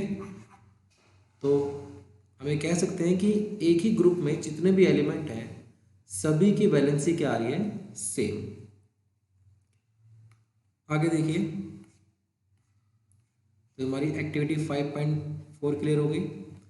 अब देखिए, you will find that all these elements contain the same number of valence electron. तो जो हमने एक्टिविटी 5.4 के अकॉर्डिंग ग्रुप 1 के जो पहले 3 एलिमेंट लिए उनकी वैलेंसी देखी, तो उन सभी की वैलेंसी क्या आ रही थी, सेम आ रही थी, ठीक है। तो elements contain the same number of valence electron. Similarly, you will find that element present in any one group have you same number of valence electron। तो ऐसे हम किसी भी ग्रुप में अगर हम देखें, ठीक है, उनके एलिमेंट्स की वैलेंसी निकालें तो सभी की वैलेंसी, एक ही ग्रुप में जो एलिमेंट है उनकी वैलेंसी क्या होगी, सेम। तो how many electron do fluorine, देखिए यहाँ पे फ्लोरीन और क्लोरीन तो एलिमेंट लिए गए हैं, ठीक है, और उनको हमने क्या किया, उनकी वैलेंसी निकाली है। तो हमें देखना है कि इसका आउटर मोस्ट शेल में कितने इलेक्ट्रॉन हैं। देखिए, hence we can say that groups in periodic table signifies identical order shells electronic configuration on the other hand. The number of shells increase as we go down the group. अब देखिए यहाँ पे आपको बात समझनी है, जब हमने यहाँ पे ग्रुप 1 देखा, ग्रुप 1 में क्या देखा हमने, हाइड्रोजन, लिथियम, सोडियम। तो जब हम ऊपर से नीचे की तरफ आ रहे हैं, टॉप टू बॉटम मूव कर रहे हैं, ठीक है, तो हाइड्रोजन के अंदर हमने देखा है एक ही शेल बन रही थी, लिथियम के अंदर 2 शेल बनी, सोडियम के अंदर 3 शेल बनी। तो हम कह सकते हैं कि जब हम टॉप से बॉटम की तरफ मूव कर रहे हैं, अगर हम पीरियोडिकली अगर देखें, पीरियोडिकली मूव कर रहे हैं, अगर हम first period, second period, third period, तो नेक्स्ट पीरियड में जाने से हो क्या रहा है, हमारी एक शेल बढ़ जा रही है। हाइड्रोजन में देखिए 1 शेल थी, लिथियम में 2 शेल के और एल, और सोडियम में के एल एम 3 शेल आ गए। तो मैं कह सकते हैं कि जब हम टॉप से बॉटम की तरफ मूव कर रहे हैं तो हमारी नंबर ऑफ शेल क्या हो रही है, इंक्रीज हो जा रही है बाय 1, ठीक है। हर जैसे मान लीजिए अगर हम फर्स्ट पीरियड की बात करें तो उसमें 1 ही शेल है, सेकेंड पीरियड की बात करें तो उसमें क्या 2 शेल आ गई। तो ऐसे ही ऊपर से नीचे आते समय हमारी क्या हो रही है, एक एक शेल बढ़ती जा रही है, ठीक है। तो यही बात यहाँ पे समझा रखी है जो मैंने आपको अभी एक्सप्लेन करी, तो समझिएगा ध्यान से। So periodic table signify identical shells of electronic configuration. On the other hand number of shell increase as we go down the group. तो अगर हम ग्रुप में ऊपर से नीचे की तरफ आएंगे तो हमारी जो नंबर ऑफ शेल है वो बढ़ती जाएंगी। So there is a anomaly when it comes to the position of the hydrogen because it was placed either in the group 1 और group 17 in the first period, ठीक है। अब देखिए ध्यान से, अगर हम मॉडर्न पीरियोडिक टेबल को देखें, ठीक है, तो मॉडर्न पीरियोडिक टेबल के अंदर जो हाइड्रोजन होता है इसके आउटर मोस्ट शेल में 1 इलेक्ट्रॉन होता है। तो ये जो 1 इलेक्ट्रॉन है, ये इलेक्ट्रॉन दे भी सकता है, इलेक्ट्रॉन ले भी सकता है। अगर ये इलेक्ट्रॉन देगा तो इस पर क्या +1 आ जाएगा, और अगर इलेक्ट्रॉन ये तो साइन क्या देगा -1, ठीक। तो अगर ये इलेक्ट्रॉन देता है तो ये किस में है, ग्रुप 1 में आएगा, और अगर ये इलेक्ट्रॉन लेता है तो ये आएगा ग्रुप 17 में। तो हाइड्रोजन की पोजीशन क्या है वो अभी भी फिक्स नहीं है, या तो वो ग्रुप 1 में आएगा या तो फिर ग्रुप 17 में। तो ये हो गया हमारा हाइड्रोजन के बारे में। आगे समझिए activity 5.5। If you look at the long form of the periodic table you will find that the element lithium, barium, boron, carbon, nitrogen, oxygen, fluorine and neon are present in the second period written down their electronic configuration। देखिए यहाँ पे हमें periodically elements को देखना है, ठीक है, जो हमारे पास हॉरिजॉन्टल रोज होती हैं, ठीक है, उसमें देखना है। और जब हम ऐसे एलिमेंट्स को देखेंगे पीरियोडिकली, तो मान लीजिए हमारे पास एक पीरियड है, ऐसे ऐसे पीरियड होगा। जो हम सभी एलिमेंट को देखेंगे तो इसकी जो वैलेंसी होगी और फिर जो इसकी वैलेंसी होगी, जब हम नेक्स्ट एलिमेंट्स मतलब लेफ्ट से राइट की तरफ जाएंगे तो हर एक जो नेक्स्ट एलिमेंट होगा उसकी वैलेंसी क्या होगी, पिछले वाले एलिमेंट से क्या होगी, एक ज़्यादा होगी। ठीक है, मतलब जो वैलेंसी है वो लेफ्ट से राइट जाने में क्या एक एक करके वो इंक्रीज होती जाएगी। ठीक है, आप लोग निकाल के उसको देख सकते हैं। So you will find that these elements do not have the same number of valence electron, but they contain the same number of shell। ये बात आपको समझनी होगा ध्यान से कि जो वैलेंस इलेक्ट्रॉन है वो तो सेम नहीं है, बट नंबर ऑफ शेल क्या होंगी, सेम। जब हम पीरियोडिकली एलिमेंट्स को देखेंगे, मतलब लेफ्ट टू राइट जब मूव करेंगे। देखिए जब हम टॉप टू बॉटम मूव कर रहे थे, मतलब ग्रुप में जब हम ऊपर से नीचे तरफ आ रहे थे, तो देखा था नंबर ऑफ शेल हमारी एक एक बढ़ती जा रही थी, मगर वैलेंसी वहाँ पे सेम थी। और जब हम लेफ्ट से राइट पीरियोडिकली देखेंगे एलिमेंट्स को, तो नंबर ऑफ शेल तो सेम रहेंगी, मगर जो बैलेंस इलेक्ट्रॉन है वो एक एक बढ़ते चले जाएंगे। So you also observe that the number of balance electron increase by 1 unit as atomic mass increase by 1 unit on moving from left to right in a period. ठीक है, आगे देखिए। और we can say that atoms of different element with the same number of occupied shell are place in the same period. इसका मतलब क्या है, देखिए ध्यान से। कहा गया atoms of different elements, atom of different element with the same number of occupied shell are place in the same period. हमें कह सकते हैं ऐसे एलिमेंट जिसके अंदर सेम नंबर ऑफ शेल है वो क्या, वो एक ही पीरियड में अरेंज करे गए हैं। जहां से एक शेल बढ़ रही है उसको हमने एक नेक्स्ट पीरियड में अरेंज कर दिया है। ठीक है, हमें कह सकते हैं क्योंकि ऊपर से नीचे आ रहे हैं तो हमारी क्या शेल्स बढ़ रही हैं, और जब हम लेफ्ट से राइट जा रहे हैं तो हमारे एक एक इलेक्ट्रॉन बढ़ते जा रहे हैं। तो जैसे यहाँ पे कुछ एलिमेंट ले रखे हैं, ठीक है, तो belong to the third period, ये थर्ड पीरियड में बिलोंग करते हैं और इनके अंदर सेम नंबर ऑफ शेल्स आएंगी। आगे देखिए, since the electron in the atomic atoms of these elements are filled in KLM shell. तो इन सभी एलिमेंट्स के थर्ड पीरियड में जो भी एलिमेंट्स हैं सबके अंदर कितनी शेल हैं, KLM, ये 3 shell. Write down the electronic configuration of these element and confirm the above statement. Each period marks a new electronic shell getting filled. ठीक है, तो इसमें 3 शेल हैं और तीनों की तीनों शेल्स में क्या हो रहा है, जब हम लेफ्ट से राइट मूव कर रहे हैं तो एक एक इलेक्ट्रॉन हमारा बढ़ता जा रहा है। आगे देखिए ये जो चीज़ है ये हमने 9th क्लास में समझी है कि के शेल में हमारे मैक्सिमम 2 इलेक्ट्रॉन होते हैं, एल में 8, एम में 18। ठीक है, चलता रहता है कि फॉर्मूला होता है 2n² हम यूज़ करते हैं। एन में क्या, अगर मान ली फर्स्ट 2 है तो एन की जगह 1 रखेंगे, अगर 2 है सेकेंड रो है तो 2 यूज़ करेंगे। तो ये लिमिट आती है एक तरीके से 2 का स्क्वायर 4, 4 2 8। ठीक है, तो मैक्सिमम 8 इलेक्ट्रॉन सेकेंड रो में हम रख सकते हैं। ऐसे फिर एम शेल का यहाँ पर क्या रख दिया हमने, थर्ड शेल है हमने 3 रख दिया और 3 का स्क्वायर 9, 9 2 18।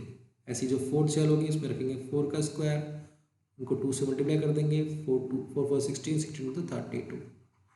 इस तरीके से हम देख सकते हैं कि आउटर मोस्ट सेल में मैक्सिमम कितने हम इलेक्ट्रॉन को अरेंज कर सकते हैं। देखिए रीड कर लेते हैं इसको एक बार हम। How many element are there in the first, second and third and fourth period. We can explain the number of element in these periods based on the how electron are filled into various shells. ठीक है, किस किस cell में कितने electron हम field कर सकते हैं। You will study the detail of this in the higher classes.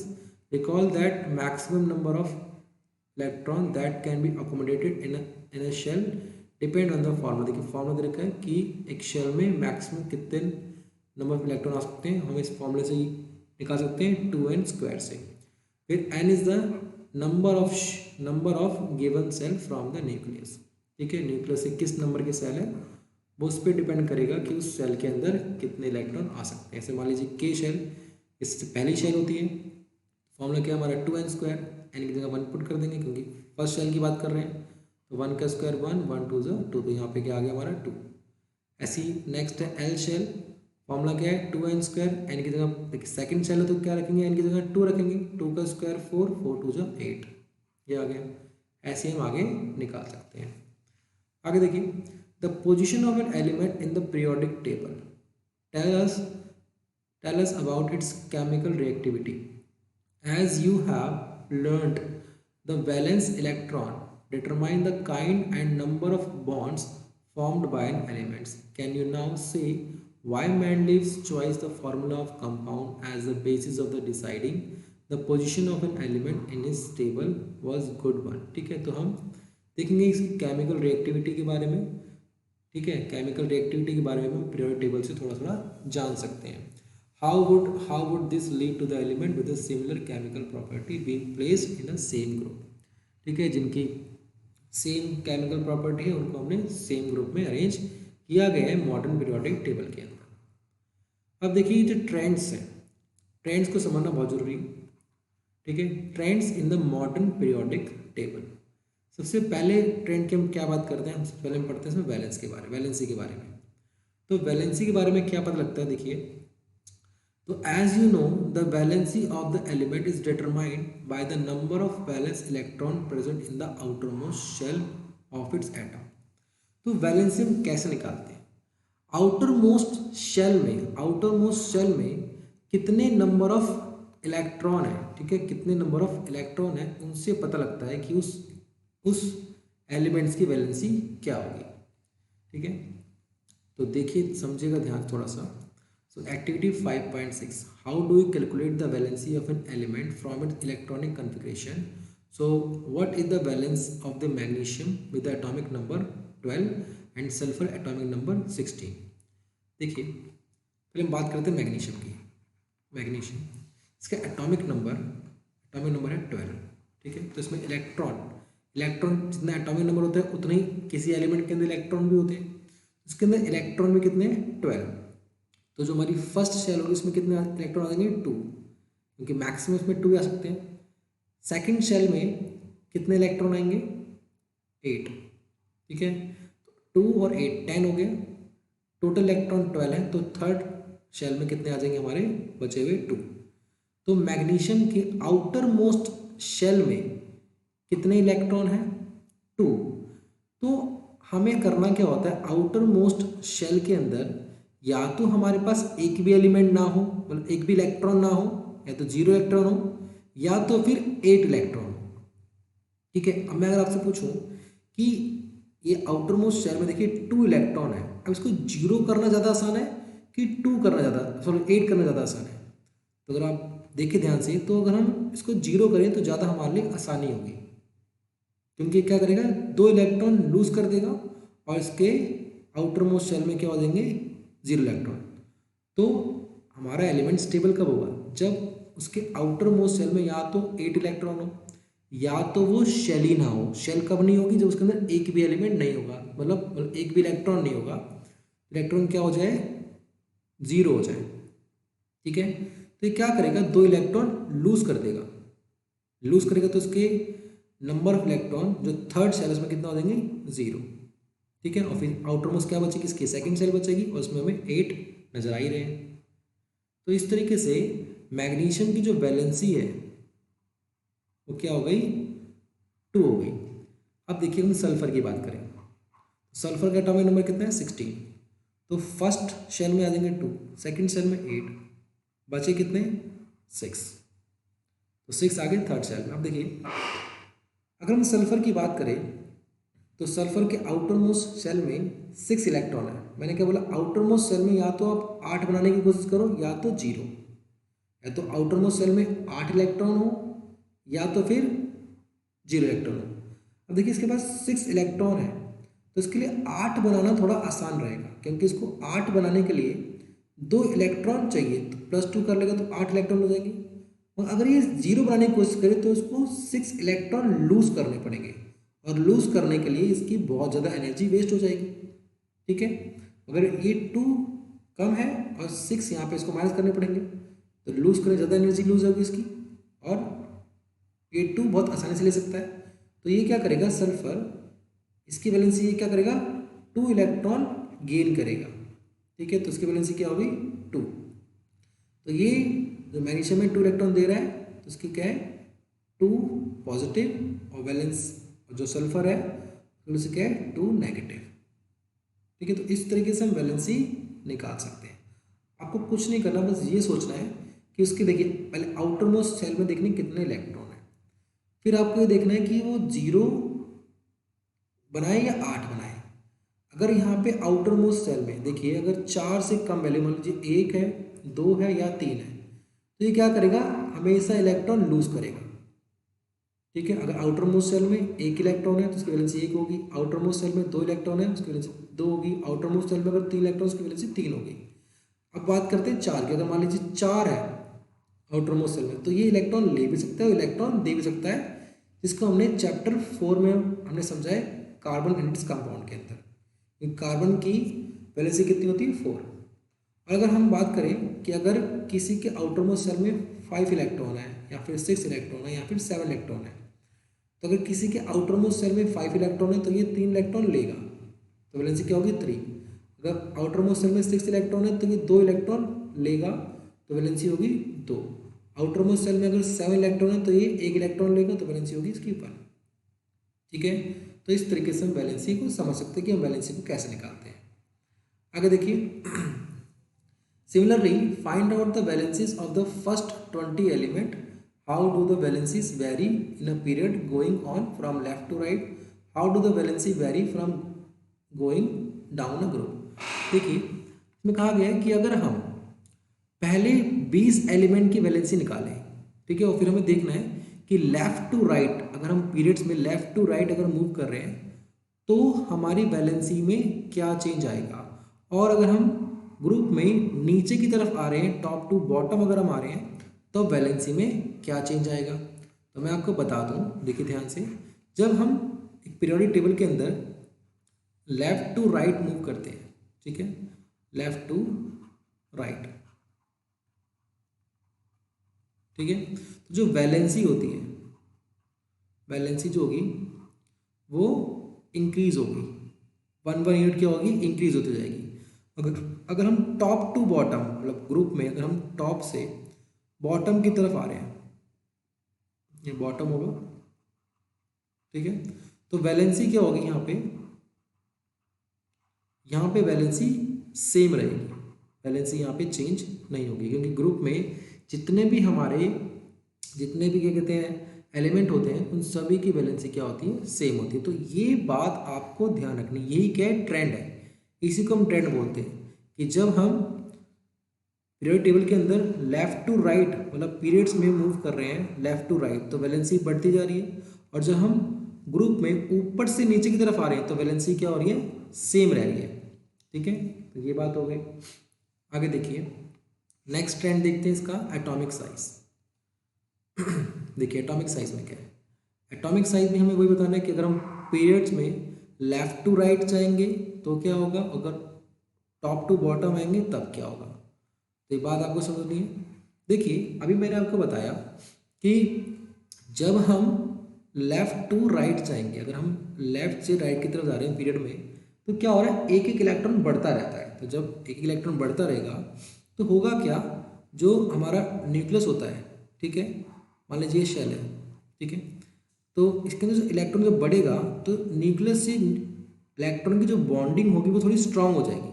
जब बॉन्डिंग स्ट्रांग होगी तो जो न्यूक्लियस होगा वो इलेक्ट्रॉन को अपनी तरफ अट्रैक्ट करेगा, ठीक है, स्ट्रांग बॉन्डिंग से अट्रैक्ट करेगा, और जब ये अट्रैक्शन बढ़ेगा तो जो हमारा रेडियस है एटम का वो थोड़ा सा डिक्रीज हो जाएगा, ठीक है। इस बात को ध्यान समझिएगा, दोबारा रिपीट कर रहा हूँ।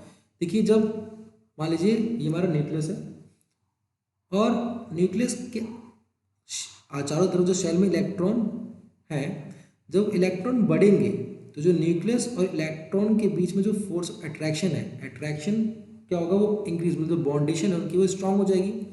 जब उनकी बॉन्डेशन स्ट्रांग होगी तो जो उसका एटॉमिक रेडियस, मतलब जो उस एटम का जो रेडियस होगा वो घट जाएगा, क्योंकि वो उसको एकदम थोड़ा सा उसमें श्रिंकेज हो जाएगी। ठीक है, जब श्रिंकेज हो जाएगी तो हम ये देखेंगे कि वैलेंसी मतलब वैलेंसी बढ़ने से मतलब एक इलेक्ट्रॉन बढ़ने से उनकी बॉन्डेशन स्ट्रांग हो गई और जो बड़ा रेडियस है वो थोड़ा सा छोटा हो जाएगा। ठीक है, तो हमें ये समझना है कि जब हम लेफ्ट से राइट की तरफ जा रहे हैं हमारा एक एक इलेक्ट्रॉन बढ़ता जा रहा है और उस इलेक्ट्रॉन बढ़ने के कारण उनकी जो क्या कहते हैं जो बॉन्डेशन जो उनकी फोर्स ऑफ अट्रैक्शन थोड़ी स्ट्रांग होगी। जब स्ट्रांग होगी तो क्या होगा, एटॉमिक साइज जो होगा वो थोड़ा थोड़ा घट जाएगा। तो हम ये कह सकते हैं कि जब हम लेफ्ट से राइट की तरफ आ रहे हैं तो जो एटॉमिक साइज है, एटॉमिक साइज वो घटेगा।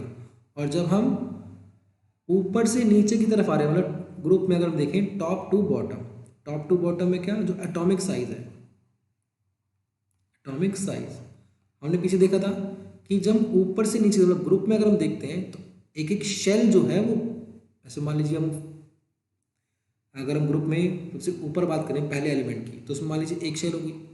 अगर दूसरे एलिमेंट की बात करें तो उसमें दो शेल होगी। तो जब शेल बढ़ेगी तो उसका एटॉमिक रेडियस बढ़ जाएगा और जब रेडियस बढ़ेगा तो हम कह सकते हैं कि उसका एटॉमिक साइज जो है वो इंक्रीज हो रहा है।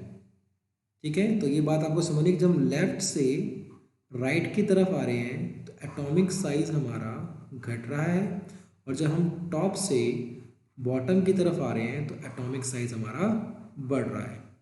तो ये हो गया हमारा ट्रेंड। ठीक है, तो ट्रेंड में हमने क्या देखा, वैलेंसी के बारे में और एटॉमिक साइज के बारे में।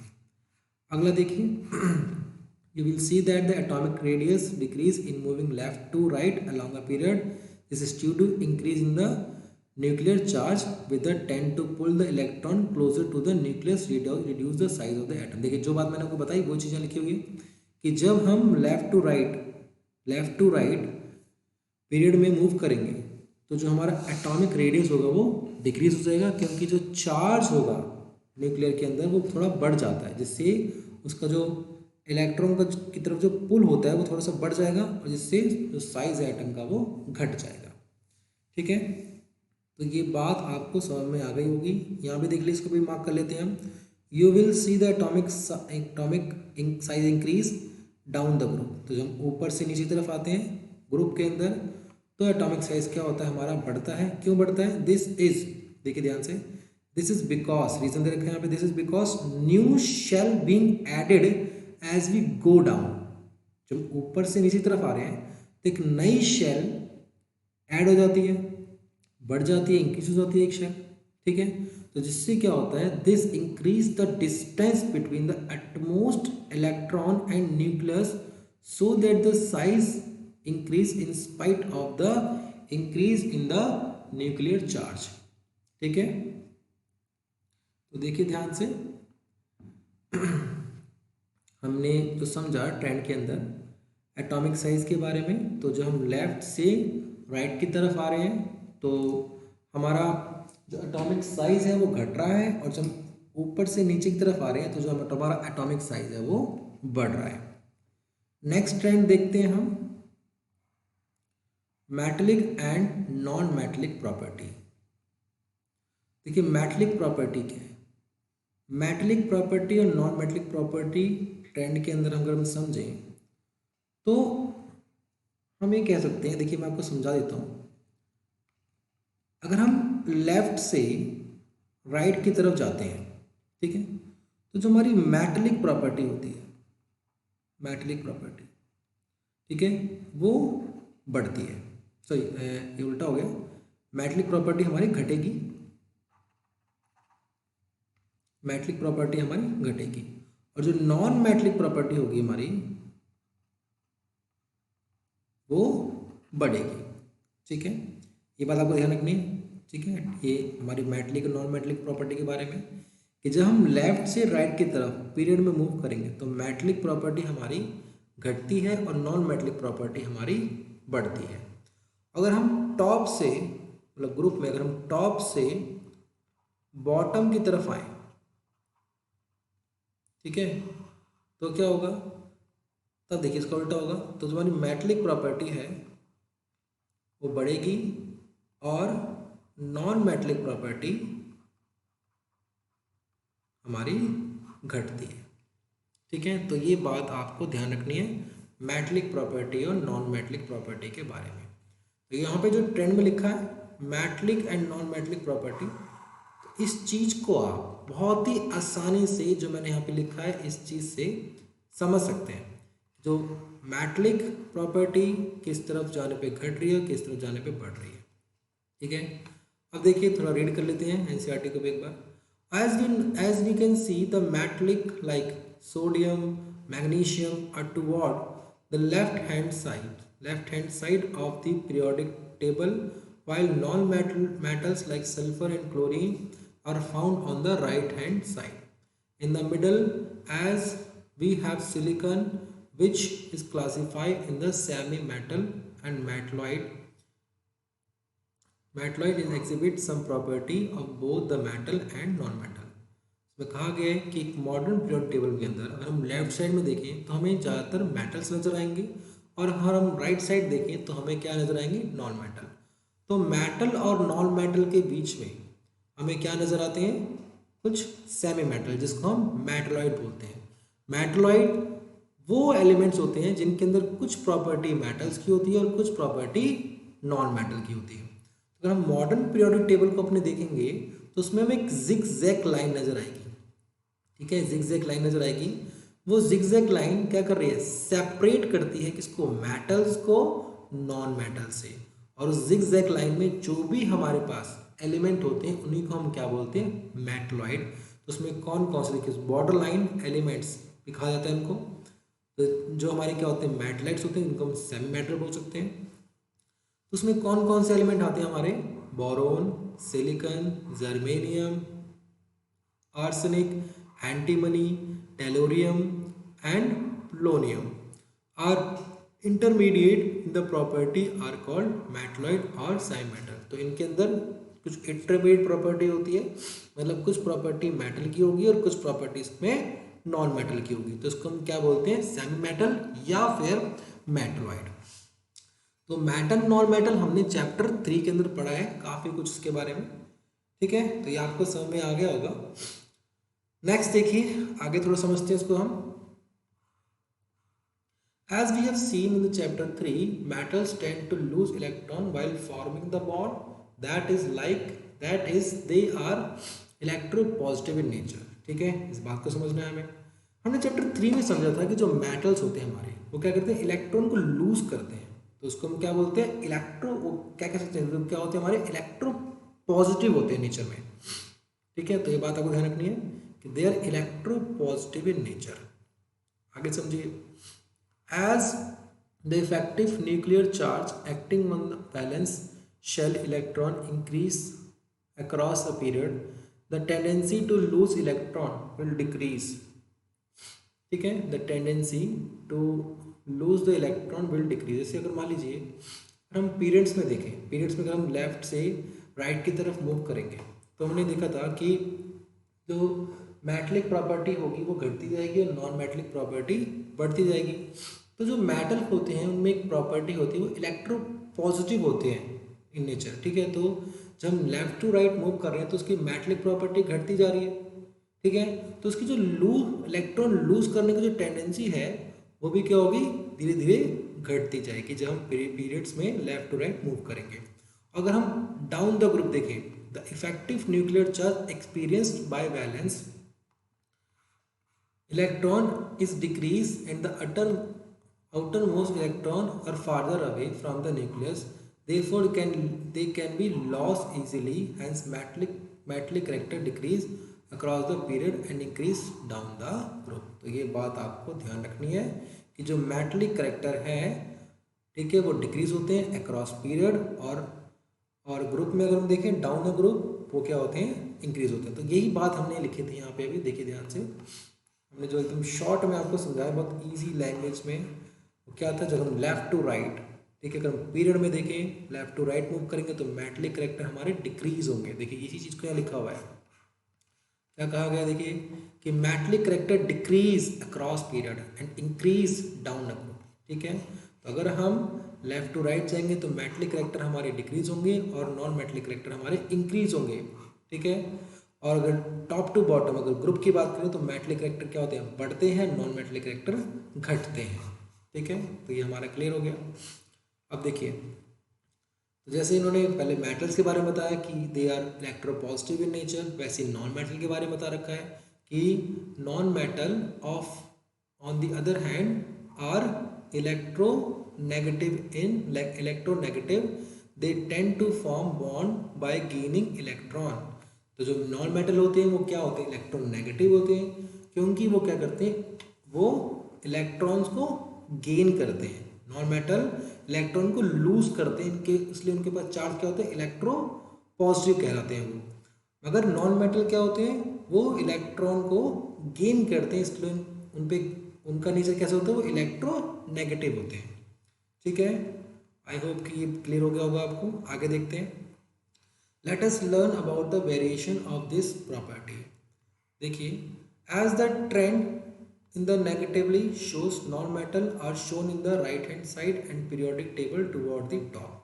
These trends also help us to predict the nature of oxides formed by the element, because it is known to you that oxides of the metal are basic, that of the non-metal acidic in general. ठीक है, तो ये बात हमने पिछले chapter से, मतलब second chapter में, आई थिंक सेकंड चैप्टर में हमने समझा था कि जो हमारे ऑक्साइड्स होते हैं, मेटल के ऑक्साइड्स, वो क्या होते हैं, बेसिक होते हैं। जैसे मेटल के ऑक्साइड के, जैसे मान लीजिए लोहा है, तो लोहे का ऑक्साइड्स क्या होगा, जंग।